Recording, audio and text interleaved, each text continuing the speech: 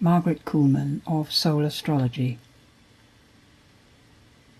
At first glance, it looks as though this new moon in Pisces chart is offering a lull in the tempestuous times we are living in. The sun and moon line up with Neptune, the ruler of Pisces. Neptune dissolving all boundaries, all definitions, all plans. So the signature of this month is facing what it is when all these things have been dissolved.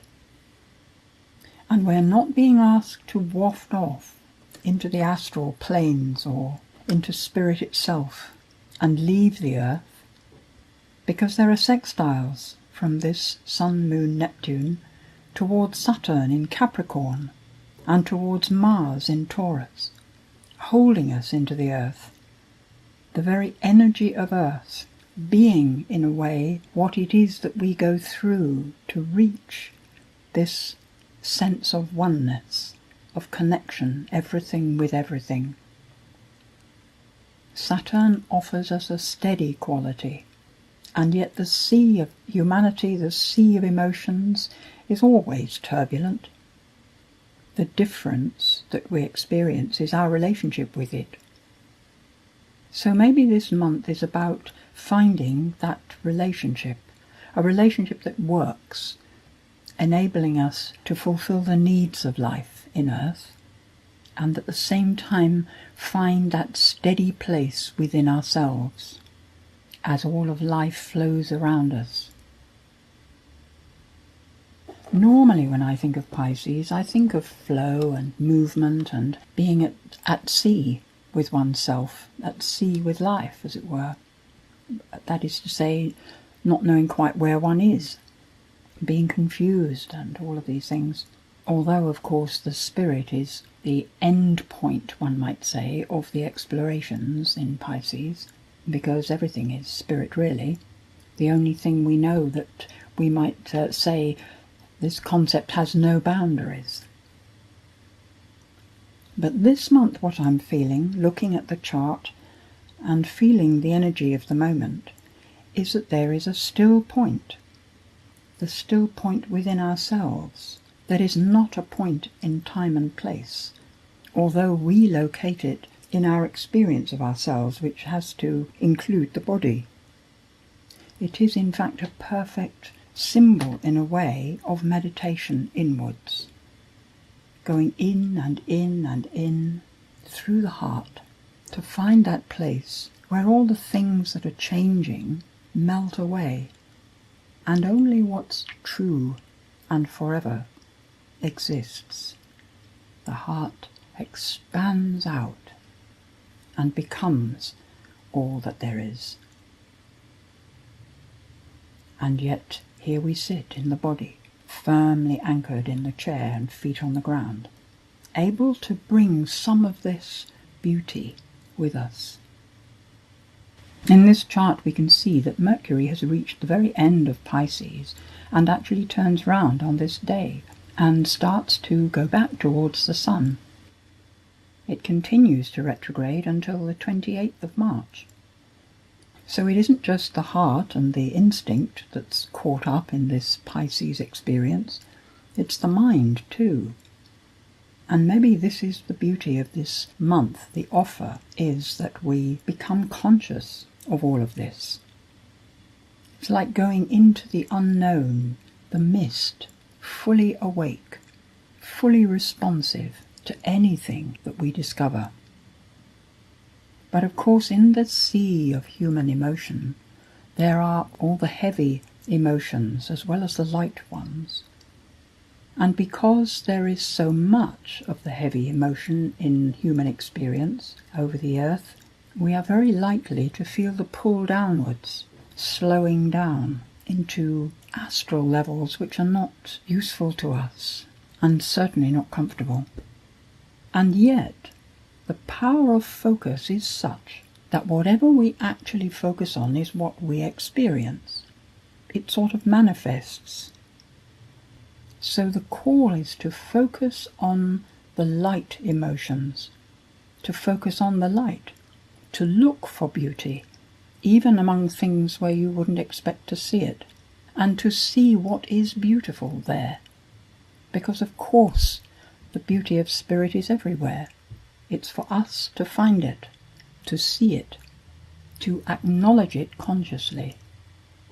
So this needs to be the direction of focus this month. The connection to Mars in Taurus suggests that we can look in nature for it all the time.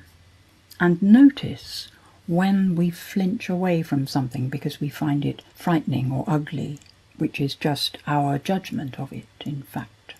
And look for the beauty even there. It's not that we are being asked to judge the things of life and follow only what is more obviously beautiful, or what we choose to see as beautiful.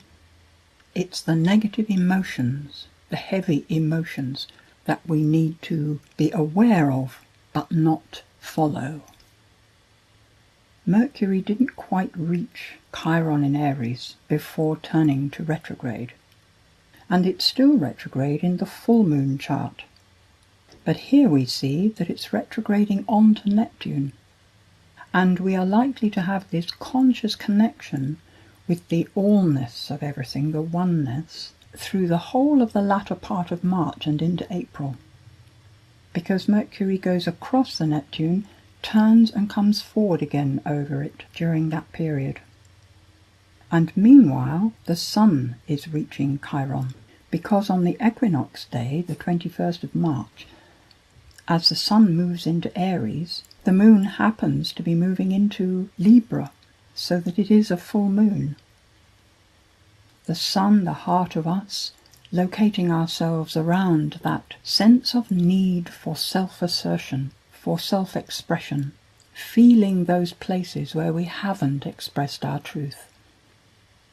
And yet at the same time, the Moon reminding us that it's not about expressing to hurt, it's about expressing kindly, expressing the truth for everybody's benefit, not just because we feel we must demand what we want.